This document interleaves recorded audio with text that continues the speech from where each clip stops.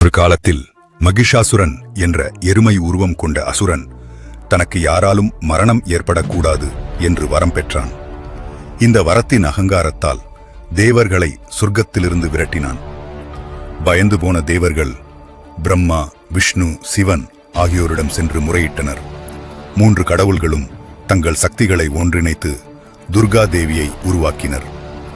ஒவ்வொரு தெய்வமும் தங்கள் ஆயுதங்களை அவளுக்கு கொடுத்தனர். சிவன் தனது சூலத்தையும், விஷ்ணு சக்கரத்தையும், இந்திரன் வஜ்ராயுதத்தையும் கொடுத்தனர்.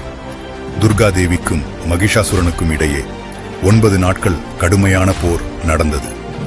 மகிஷாசுரன் எருமை, சிங்கம், யானை என பல்வேறு உருவங்களை எடுத்து போரிட்டான். ஆனால் 10வது நாளில் துர்காதேவி அவனை தனது சூலத்தால் குத்தி அழித்தாள்.